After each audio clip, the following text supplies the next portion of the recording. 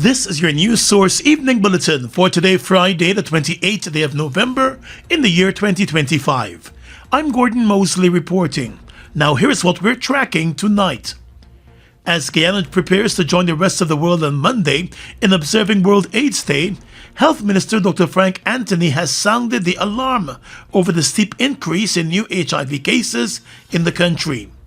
HIV is a virus that causes AIDS, and according to the health minister, for this year alone, Guyana has recorded 449 new cases of HIV, adding that there are currently over 10,000 HIV-affected persons living in Guyana.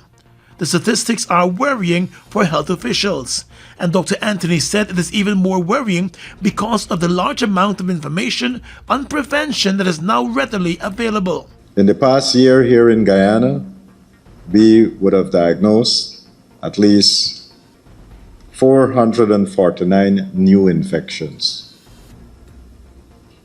And again, many of this could have been prevented if we get people to understand how to prevent these infections. These statistics have been compiled by UNAIDS, and they're made available so that people can assess where they are, different countries can assess how well they've been doing or not doing.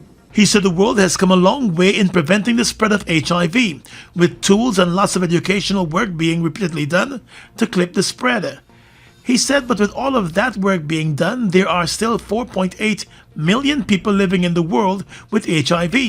In the Caribbean, there are more than 340,000 persons living with HIV. Now, some time ago, we would have set a lofty goal of eliminating HIV as a public health threat by 2030. And by 2025, if we are going to be on that trajectory, by this year, we should have been able, across the globe, to achieve 90, 90, 90. And then you carry it up, a little bit to 95, and eventually by 2030, we should have been able to eliminate this as a threat. But when you look around the world, that's not what is happening.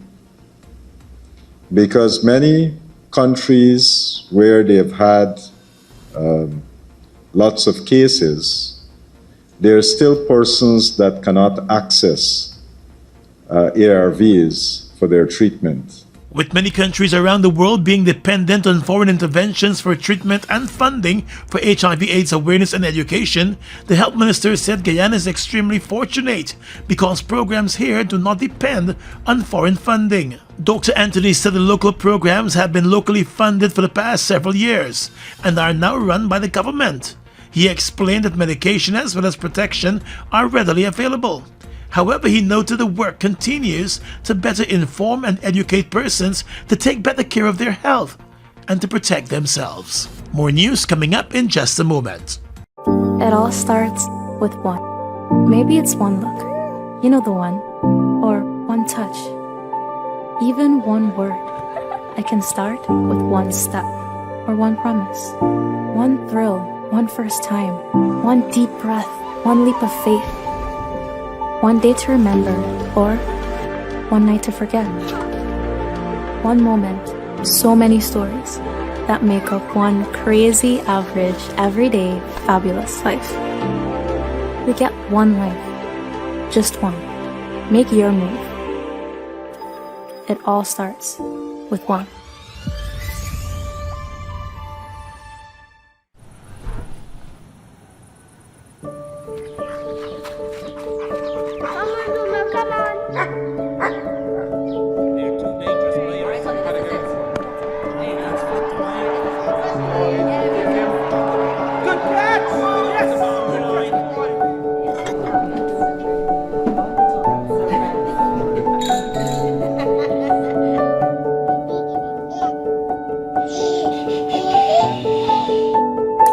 our own home is so much more than just four walls, floors, and ceilings. It's a lifetime of great memories and stories. Come talk to us and start your journey home today.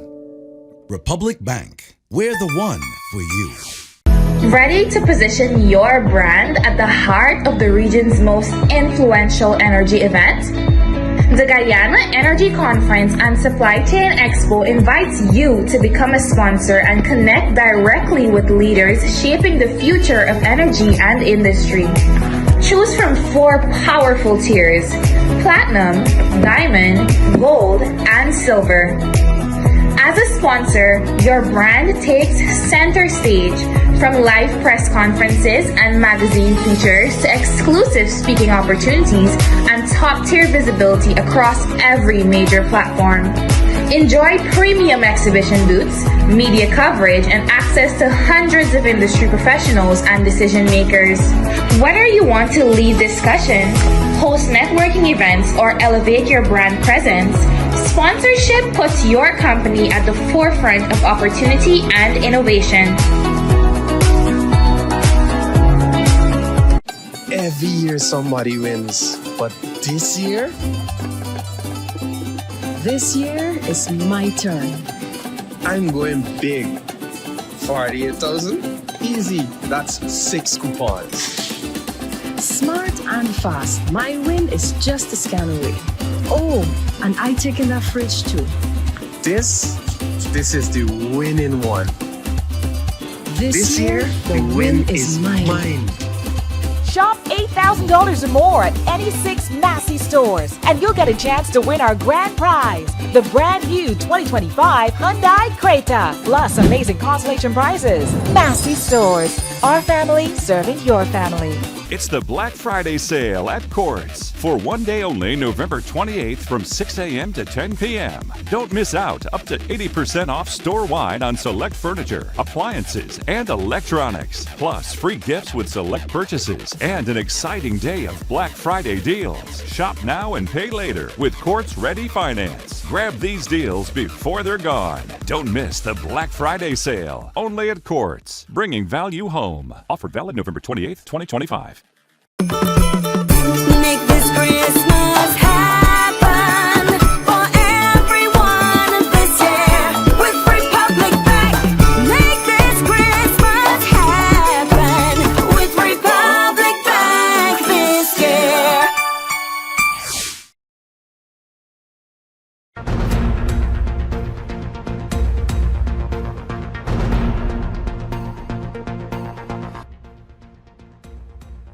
Minister of Home Affairs Onish Walleran this afternoon announced that citizens will be allowed a tint waiver of 35% on their vehicles. However, those requiring a lower level of tint will require a special waiver from the Home Affairs Minister. There will be special waivers for diplomats, government officials, high-profile security officials, and some other categories of persons who must first obtain the waiver from the minister. In a video recording this afternoon, Minister Walleran said that she has been receiving a number of applications from citizens for tint waivers and believe that there is a need to streamline the management of tint on vehicles. She said there has been an abuse of the system and noted that the current mechanism is inconsistent, burdensome, and vulnerable to manipulation. She said having conducted a comprehensive evaluation of the system and following consultation with the police force and other technical agencies, they have come up with several mechanisms that will manage the issue. There will be the introduction of 3 clearly defined tint waiver categories based on assessed risk profiles. In the interest of equity and to eliminate administrative delays, there will be a universal provision for basic tint without waiver, which stipulates that all motor vehicles will now be allowed tint with no less than 35% light penetration. This applies across the board and does not require any tint waiver. In addition, the minister said a restrictive waiver for high security categories will be introduced, with categories 1 and 2 applying strictly to diplomats, government officials, high-profile security officials, and other specific categories approved by the Ministry of Home Affairs. The current legislation governing tint waivers will be amended to reflect and legalize these new measures. All motor vehicle owners and operators are required to comply fully with these revised tint regulations. These changes are intended to bring predictability, equity, and fairness to the long-standing issue of tint management. Minister Walworth also said failure to comply with the new regulations will result in fines and charges under the relevant traffic and enforcement regulations. I wish to underscore that prior to the implementation of this new tint management regime, in the absence of a tint waiver granted by the Minister of Home Affairs, windows on motor vehicles, whether factory or manually installed, were not permissible. Further, even with the granting of a tint waiver, a degree of tint for no less than 65% light penetration was allowed. In stark contrast, this new regime introduces an across-the-board 35% light penetration for all motor vehicles. Persons now have a compliance period of up to the 31st of December. After that date, the police will start an aggressive tint campaign against those persons who do not comply. Senior Magistrate Judy Latchman has set the 10th of December as the date when she will rule on constitutional issues raised in the extradition case against billionaire businessmen Nazar Mohammed and Azradir Mohammed, now that the prosecution has completed its disclosures to the court. When the case was called today at the Georgetown Magistrates Court, the prosecution, led by Special Prosecutor Terrence Williams, indicated that all of the documents needed to support the extradition request by the U.S. are now with the court. Outside the courtroom, Mr. Williams explained that full disclosure was made last Monday, and all of the supporting evidence has gone through the correct diplomatic channels. He said the evidence against the Mohammeds is before the court. I don't want to speak in detail about the evidence in the American request, because that's matters before the court. I don't want to speak about the content of it and the persons involved.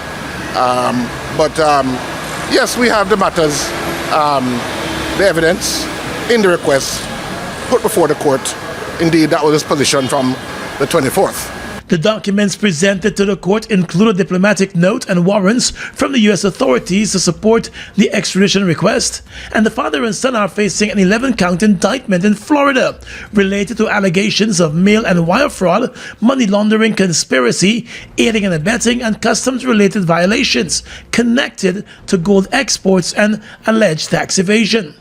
Once the process of disclosure was officially declared complete, the defense made a case for the extradition hearing to be heard at the level of the High Court to address a number of constitutional matters. Underscoring the importance of due process, the prosecutor said the prosecution has no objections, and time was allocated by the court for the defense team to make submissions. I've said last time, it is a due process issue, and if they need more time, we are not going to oppose that, because they need to be properly prepared when they are making their submissions, and we cannot object to that. However, he noted that the prosecution was prepared to lead evidence. Well, we were making ourselves ready to call evidence and start if needs be.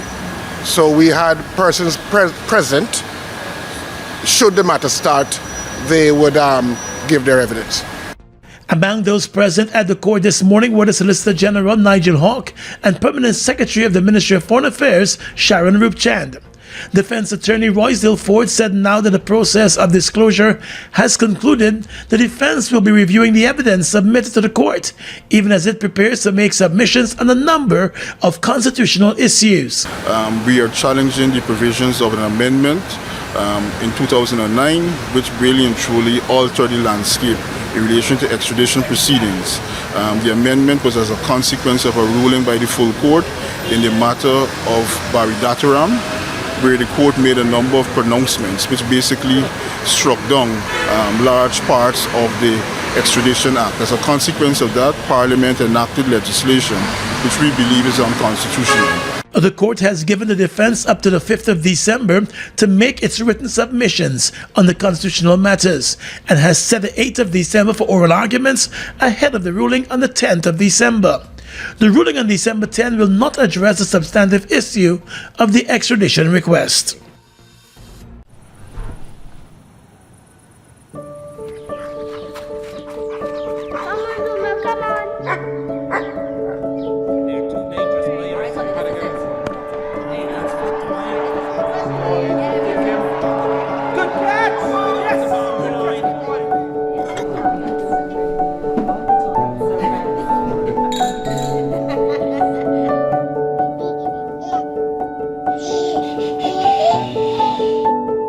Your own home is so much more than just four walls, floors, and ceilings. It's a lifetime of great memories and stories. Come talk to us and start your journey home today. Republic Bank. We're the one for you. Washi. Hi people. Washing made so easy since I found Washi. Washing me use wash me clothes and I can say Washi soap powder wash clothes so nice. Washi soap powder leave your clothes color bright. Washi soap powder leave me clothes smelling nice, of course. So give thanks to Washi soap powder for doing my laundry right. Keep my clothes color bright. Have my clothes smelling nice for sure. I could not ask for more. Comes in lemon and original. It is a washing machine in a pack. Washi soap powder wash clothes so nice. Washi soap powder leave your clothes color bright. Washi soap powder have my clothes smelling nice, of course. Distributors located in the Stabrook Market. Your business is built on hard work, vision, and the drive to succeed. At GBTI, we understand what it takes to grow. That's why we offer Grow, a small business service designed to help your business expand, adapt, and reach its full potential. From new opportunities to new milestones, we're here to support you every step of the way. Grow from GBTI. Progress starts here. Hi, my name is Stephen Jacobs, Minister within the Ministry of Culture, Youth and Sport. Health and fitness is the heart of a strong nation. And when we have strong Guyanese citizens, it helps with discipline and also productivity, and also a long-lasting life for you. So, for that reason, I'm endorsing the Energy Conference run on the 15th of February 2026. See you there.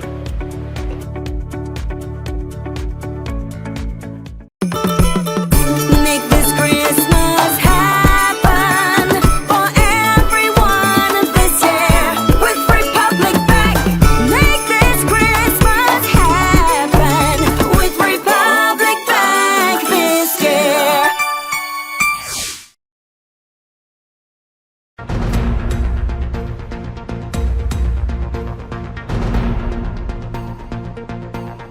Leader of the People's National Congress Reform Aubrey Norton today called on the government to release the 2022 census report, saying that the 2022 exercise was essential to updating the country's demographic, social, and economic baseline. At a press conference, Mr. Norton said the government's continued refusal to release the report is concerning and not in the best interests of the country. Earlier this week, the Finance Minister, Dr. Ashni Singh, said he could not give a definitive answer as to why the census report has not yet been made public. But Mr. Norton told reporters that under local laws, the release of census data is not optional. He explained that the Statistics Act of 1965 and the Population and Housing Census Act of 1998 both require the Bureau of Statistics to collect, analyze, and publish national statistical information, including census results. He said publishing the data is necessary to ensure transparency, proper planning, and good governance. The 2022 census should have already provided Guyana with a full and accurate national profile. Yet more than 3 years later, not even a preliminary report has been released. Census data is the backbone of national planning. Without access to reliable census results, stakeholders across Guyana cannot make informed decisions. The PNC reform leader noted that despite clear legal objections, the PPP civic government has deliberately refused to release the population and housing census results from 2022. He said while legal action can be taken to force the government's hand to release the report, he does not believe that the government would comply with any court order relating to the census data. It is the APNU's considered opinion that the census is being deliberately withheld to give the PPP a political advantage over other parties, as accurate population figures are critical for political planning, strategic decision making, and ensuring a free competitive, and democratic environment. Norton said by refusing to publish the census, the PPP administration has created a vacuum that leaves businesses, NGOs, civil society, and international institutions without the national data required for planning, accountability, and development. Supporters of the We Invest in Nationhood party mounted another protest action outside the Parliament buildings today, demanding that the Speaker of the National Assembly, Mansour Nadir, convenes a meeting with the members of the parliamentary opposition to elect a leader of the opposition. The demand comes one day after President Finali expressed confidence that the Speaker will convene a meeting at an appropriate time. There are three branches of government: the executive, the legislature, and the judiciary. The legislature would, within the rules, I'm sure, constitute their meeting at the relevant time to have the leader of the opposition elected. That's in their domain. The President pointed out yesterday that the Speaker is currently on travel duty and is therefore unable to convene the meeting now. In the news, the Speaker is traveling now, so you don't expect the Speaker to convene a meeting while he's traveling or he's overseas. So I'm sure that the Speaker and the National Assembly, the Speaker would convene the meeting at the appropriate time and have that process completed. But outside Parliament buildings today, a small group of supporters of the Win Party appeared anxious to have the leader of the opposition elected. With Win now being the main opposition party with 16 seats, its leader, Member of Parliament Azruddin Mohammed, is in line to be the next opposition leader. Shortly after his extradition hearing at the Georgia Magistrates Court today, Mohammed, while flanked by his supporters, called on the Speaker to do the honorable thing. Calling on the Speaker, stop being a slave for the PPP and do the honorable thing. Do the honorable thing. We have a deputy speaker. Right now the whole country is in a limbo. Up to now, the whole country is in limbo. He said the government is afraid of his leadership and is colluding with the Speaker to stall the process. They are scared. That is why they don't want me to be the substantive leader of the opposition, because they are scared of me, because they know that I unite all races. They know I have support from all races in this country. So this is the problem, and they know that I will continue to hold them accountable every minute of the day. This is the problem. So they don't want me to be the leader of the opposition.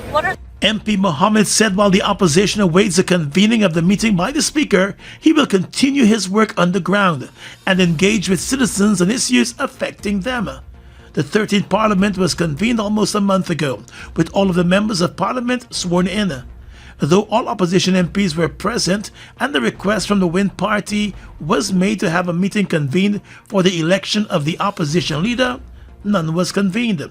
Since then, Win has again written to the Speaker on the issue. The party has also issued the Speaker with a pre-action letter, threatening legal action if a meeting is not convened within 2 weeks. The 2-week timeline expires on Monday. An early evening out at a football game for a couple in Linden ended tragically on the 16th of November when a speeding car hit down and killed 53-year-old remigrant and Linden resident Cecil Boston. Boston and his wife were walking to the side of the roadway at Spiteland in Mackenzie to be picked up by a taxi when a car with bright lights on came speeding towards them. The wife was flung out of the way, but the 53-year-old man was hit head-on, smashing against the bonnet and windscreen of the car before he was thrown onto the roadway. He was eventually picked up at the scene by his wife and others and taken to the Mackenzie Hospital. He died while being transferred to the Georgetown Hospital. Doctors found that he suffered from multiple injuries, including a fractured neck, broken arms and legs, and severe damages to his spine and his head. He never regained consciousness. More than a week later, the police investigations are ongoing, and the family is demanding justice. A police report stated that a man identified as the driver of the car was taken into custody, and a breathalyzer test found that he was intoxicated. The driver reportedly worked at a car wash bay in Amelia's ward and had taken the car belonging to a customer for a drive when the accident occurred, according to reports. Family members of the dead man say they want a thorough investigation to be done and for full charges to be laid in the matter. The investigation file is to be sent to the Director of Public Prosecutions for advice. In Guyana, roads don't give you a break, and neither should your truck. That's why there's the Isuzu D-Max, built with turbo diesel power, high clearance, and 4x4 control that owns the off-road. It's strong, smart, and tough enough for any job. The Isuzu D-Max is more than a pickup. It's your ultimate working partner. Available at Marix, the authorized Isuzu dealer. Call 226-1306 for more details. Isuzu D-Max, master of all roads. Our business is built on hard work, vision, and the drive to succeed. At GBTI, we understand what it takes to grow.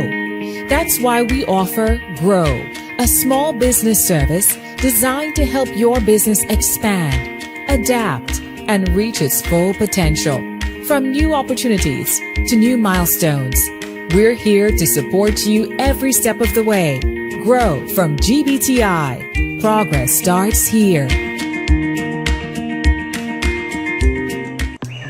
Something new has been growing, and it's now ready for you to pick.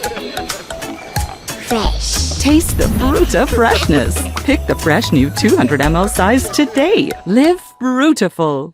Guyana's economy is rapidly transforming, and we're all part of it.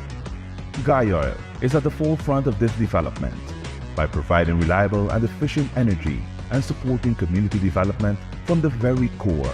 100% of Guy Oil's profit goes back to building schools, roads, and other important infrastructure that connects our cities and towns, providing fuel to domestic, marine, industrial, and aerial transportation. Guy Oil has now repositioned itself as a market leader in the petroleum industry, building a better future for all of us. Make this Christmas happen for everyone this year with Republic Bank.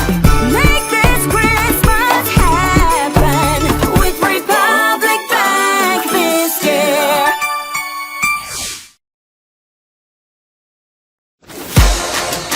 Okay, let's do this thing.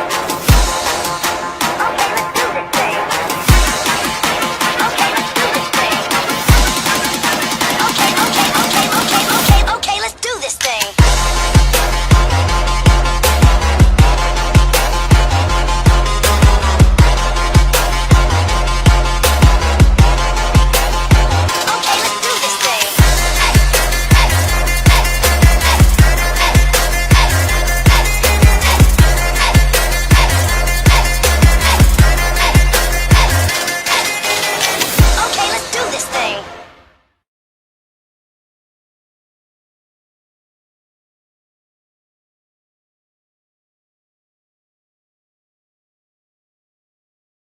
Across the region tonight, the 24-year political dynasty of Dr. Ralph Gonsalves as Prime Minister came to a crushing end on Thursday in the small Caribbean territory of St. Vincent and the Grenadines, as he was trounced by Dr. Goodwin Friday and his New Democratic Party at the national elections.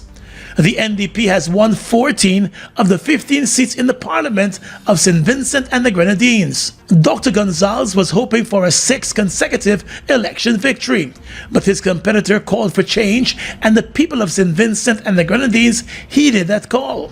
The only seat won by Dr. Gonsalves' United Labour Party is the one held by him. Dr. Friday has become the 5th Prime Minister of St. Vincent and the Grenadines since the island's independence back in 1979. He has indicated that he is ready to take on the work. Today was a national holiday in St. Vincent and the Grenadines, as the newly elected government hosted celebrations in various parts of the island.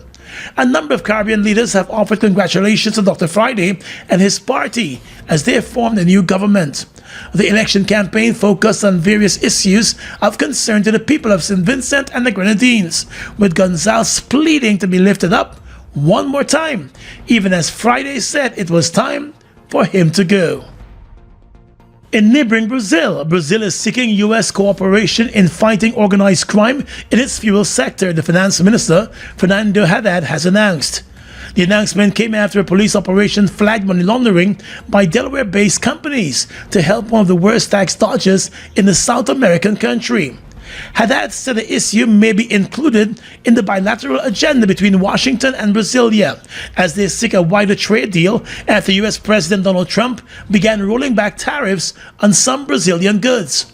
Brazil's government said U.S.-based firms are being used for money laundering and disguising foreign investments in Brazil. Haddad said he also raised with the Brazilian president concerns about illegal U.S. weapons shipments.